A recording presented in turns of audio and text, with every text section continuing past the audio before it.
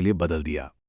तो कहानी शुरू होती है उस जमाने में जब व्यापार का मतलब था ऊंटों और बैलगाड़ियों पर लदा सामान और महीनों लंबे सफर।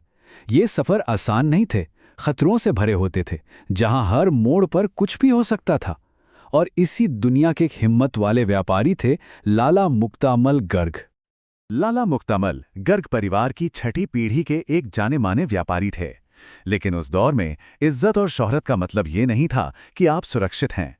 हर सफर एक जंग की तरह था, जहां डाकुओं का खौफ हमेशा एक साए की तरह साथ चलता था। और फिर एक दिन वो डर हकीकत बन ही गया। एक सफर के दौरान कुछ ऐसा हुआ जिसने गर्ग परिवार की कहानी को एक नया और बहुत ही दर्दनाक मोड़ दे दिया। जरा उस मंजर की कल्पना कीजिए।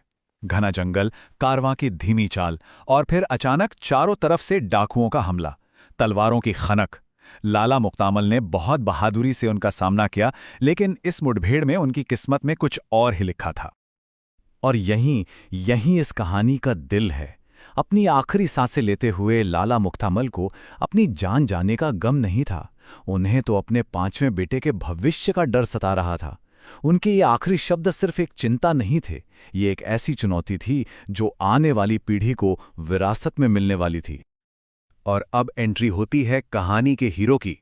वही बेटा, गरीबू, जिसके लिए लाला मुक्तामल की चिंता ने उन्हें चैन से मरने भी नहीं दिया।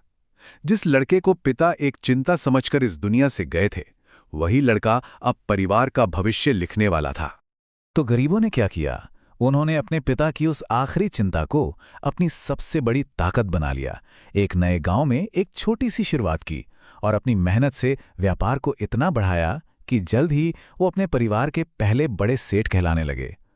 उस जमाने में सेठ होना सिर्फ अमीर होना नहीं था, बल्कि ये समाज में सम्मान और ताकत का प्रतीक था। ये फर्क देखिए जरा।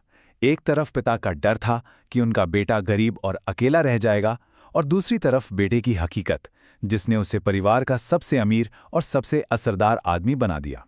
ये सिर्फ कहानी नहीं, ये एक सबक है कि कैसे डर को प्रेरणा में बदला जा सकता है। जब पैसा आया, जब सम्मान मिला, तो परिवार ने अपनी इस जीत का एक ऐसा सबूत बनाया जिसे कोई नजरअंदाज नहीं कर सकता था। एक विशाल और भव्य हवेली। ये सिर्फ एक घर नहीं था, समझ लीजिए एक किला था। इसे बनवाया था गरीबों के पोते बसंतीमल ने। 3 अलग-अलग सीढ़ियां, 4 बड़े-बड़े चौक। इसकी बनावट ही ऐसी थी कि ये सुरक्षा और ताकत का दूसरा नाम बन गई। हर एक कोना बहुत सोच समझकर बनाया गया था ताकि परिवार हमेशा महफूज रहे। 1500 गज, सोचिए, 1500 गज में फैली ये हवेली सिर्फ ईंट और पत्थर से नहीं बनी थी। ये गर्ग परिवार की मेहनत, उनकी तरक्की और कभी हार ना मानने वाली हिम्मत से बनी थी। और यहीं पर आकर कहानी का सर्कल पूरा होता है।